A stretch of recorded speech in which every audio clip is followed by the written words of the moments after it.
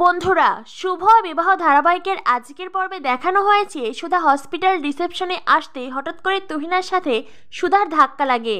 তুহিনা নিজের মুখের মাস্ক ঠিক করে, তখনই সুধা নোটিস করে তুহিনার হাতে আঙ্গুলে বড় বড় নখ।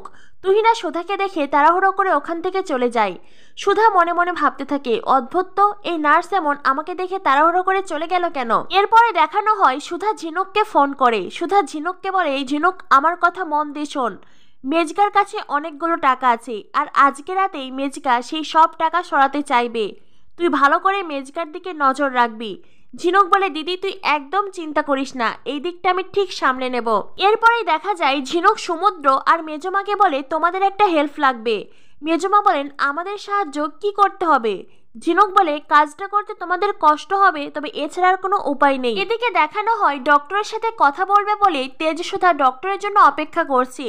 তখনই সুধা তেজকে বলে, মিস্টার বসু মল্লিক, আমার মনে হয় আমাদের কোম্পানির বিরুদ্ধে কেউ বড়সড় ষড়যন্ত্র করেছে, কারণ মেয়াদ উত্তীর্ণ বিস্কুট খেলে কেউ অসুস্থ হয়ে যায় না। আমার মনে হয় ওই বিস্কুটে বিষ মেশানো হয়েছে। তেজ বলে, কিন্তু সুধা কে কাজগুলো করবে? তখনই সেখানে ডক্টর আসে। তেজ ডক্টরের সাথে কথা বলে। এদিকে ডক্টরের পাশে দাঁড়িয়ে থাকা নার্সের আঙ্গুলের দিকে তাকিয়ে সুধার মনের খটকা লাগে। এই নার্সের আঙ্গুলের নখ তো ছোট ছোট, সাধারণত যেমনটা হয়ে থাকে, তাহলে আমি তখন যে নার্সকে দেখলাম ও কে ছিল? কথাগুলো ভেবেই সুধা বাচ্চাদের ওয়ার্ডে ছুটে আসে। আর এদিকে সুধাকে আসতে দেখে সার্থক তুহিনা বেডের পিছনে লুকিয়ে পড়ে। সুধা মনে মনে ভাবতে থাকে, একটু আগে মনে হলো এখানে কেউ ছিল, কিন্তু কাউকেই তো দেখছি না। সার্থক যে বাচ্চাটিকে ইঞ্জেকশন দিতে চেয়েছিল সেই বাচ্চাটি কাঁদতে শুরু করে। সুধা বলে, কি হয়েছে বাবা, তোমার কিচ্ছু হবে না। এই তো ডক্টর তোমাকে ওষুধ দিয়েছেন, তুমি আবারও সুস্থ হবে, তুমি আবারও আগের মতন খেলাধুলা করবে, তোমার কিচ্ছু হবে না। বাচ্চাটি ভীষণ ভয় পেয়ে গেছে। সে বারবার আঙ্গুল উঠিয়ে পিছন সাইড দেখিয়ে দিচ্ছে, কিন্তু সুধা বুঝতে পারছে না বাচ্চাটি কি বলতে চাইছে। তখনই তুহিনা সুধার পাশ কাটিয়ে চলে যায়। সুধা বুঝতে পারে কোনো একটা ছায়া সেখান থেকে বেরিয়ে গেল, কিন্তু কে? তখনই সুধা ঘর ক্লিন করা জিনিসগুলো দেখতে পায়। সুধার মনে আরো খটকা লাগে, তার মানে এখানে কেউ সত্যিই ছিল, কিন্তু কে? এদিকে সার্থক বেশ বিরক্ত হয়ে যায়, সুধা এখনো কেন ঘর থেকে যাচ্ছে না। সার্থক মনে মনে ভাবতে থাকে, সুধা যদি না যায় তবে আমি এই বাচ্চাকে কি করে ইঞ্জেকশন দেব? তবে আজ এই বাচ্চাটিকে তো মরতেই হবে, এই বাচ্চা মরলে তবেই তো বসু মল্লিক পরিবার ফাঁসবে।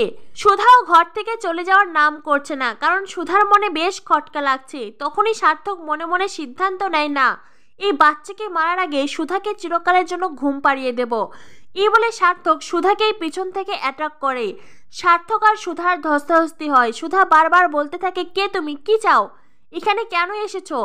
সার্থক বলে, আজ তোকে শেষ করব, আজ হবে তোর শেষ দিন। সুধা আর সার্থকের ধস্তাধস্তি হয়। একটা সময় সুধা ওই ঘর থেকে পালিয়ে যায়। সার্থক ও সুধার পিছনে ছুটতে থাকে। সুধা লুকিয়ে পড়ে। হঠাৎ করেই তেজের ফোন আসাতে সুধার ফোন বেজে ওঠে। তখনই সার্থক আবারও সুধার কাছে আসে। সুধার হাতে ছোট্ট একটা কেচি ছিল, সেই কেচি দিয়ে সার্থককে আঘাত করে। এদিকে তেজও জানতে পেরেছে বিস্কুট শুধুমাত্র মেয়াদ উত্তীর্ণ ছিল বলে যে বাচ্চারা অসুস্থ হয়েছে তা নয়, বরং বিস্কুটের মধ্যে বিষ মেশানো ছিল।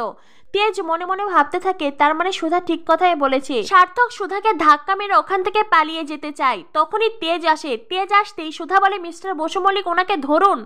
তেজ তখন সার্থককে তাড়া করে। সার্থক এসে ডক্টর নার্সের সঙ্গে ধাক্কা খায়। ডক্টর নার্স সার্থককে ধরে। তেজ এসে সার্থকের মাস্ক খোলে।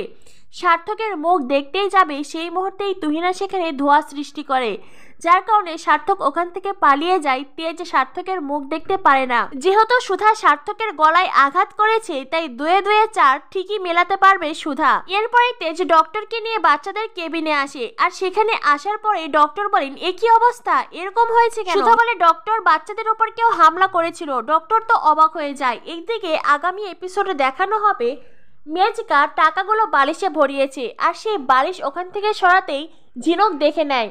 তো বন্ধুরা, কি হতে চলেছে শুভ বিবাহ ধারাবাহিকে পরবর্তী আপডেট পেতে আমাদের সাথেই থাকো। ধন্যবাদ সবাইকে।